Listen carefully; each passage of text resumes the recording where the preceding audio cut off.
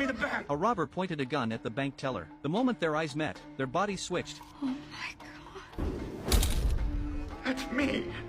The original robber, now in the teller's body, was tackled by security. The real robber, now in the teller's body, grabbed a bag of cash from the counter and bolted through the back door. In the hallway, he ran into a coworker. Noticing the money bag, the coworker blocked his way. A struggle broke out over the bag. Just then, a police officer came in through the back entrance. The coworker immediately accused him of stealing. The officer snatched the money bag. Realizing he couldn't escape, the robber shoved open the door to the alley. He locked eyes with the cop. In an instant, they switched bodies again. Now in the police officer's body, the robber calmly walked out with the cash. The female teller, now back in her own body, stood frozen, confused. The robber headed to a nearby coffee shop. He ordered a cup of coffee, but 3 police officers happened to walk in. Panic washed over his face. He tossed the money bag behind the counter and grabbed a barista. Looking straight into her eyes, another switch. In the barista's body, the robber grabbed the bag and dashed out the door. He sprinted down the street, sirens wailing behind him. But after 2 blocks, he began to run out of energy. A jogger came his way. The robber handed off the cash and locked eyes, another switch. The cops tackled the exhausted barista. Meanwhile, the robber, now the jogger, had already vanished.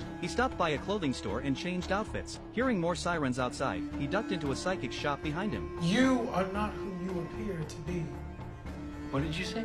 The psychic immediately sensed something was off. Seeing that she was the real deal, the man decided to ask her what was happening. He paid for a consultation and explained everything. He said he'd suddenly developed this strange power, the ability to switch bodies by making eye contact, and wondered what would happen if he stayed in someone else's body forever. When the psychic learned he'd just robbed a bank, she didn't want to get involved. She kicked him out on the spot. In his panic, he forgot the money bag on the floor. When he realized, he rushed back, but the door was already locked. Out of options, he called the police and claimed the psychic had stolen his bag. The officers asked what was inside. He couldn't give a straight answer. The more he explained, the more suspicious he sounded. The cops called for backup. The man, feeling cornered, called out to a handsome guy across the street. The guy looked over, eye contact made. The switch worked. Now in the handsome man's body, he looked across the road again and waved at a woman. She turned her head, another switch. Now in the woman's body, he looked at an old man opening his door. Hey! The old man glanced back, another switch. Right in front of the police, the robber switched bodies 3 times. Now in the old man's body, he slipped into the apartment. 2 neighbors were coming down the stairs and greeted him. I forgot what floor I live on, he said. They thought he was just getting old and confused. One said, we're neighbors, I live in 2A, and he lives in 2B. That jogged the robber's memory. 2A was right next to the psychic shop.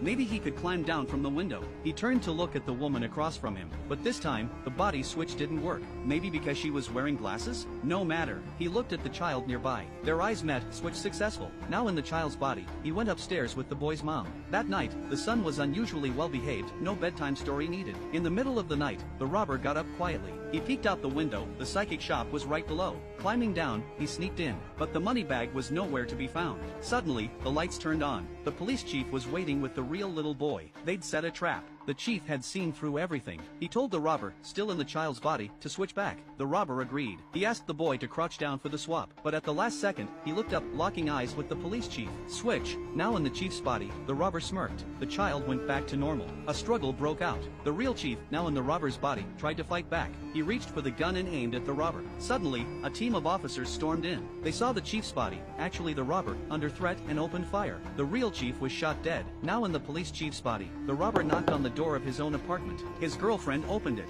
He planned to say he was here for an investigation, but to his surprise, his girlfriend was clearly familiar with this chief. Too familiar. She greeted him with unexpected affection. The robber, now wearing the chief's face, realized something shocking. His girlfriend had a secret relationship with the real police chief, and he had never known.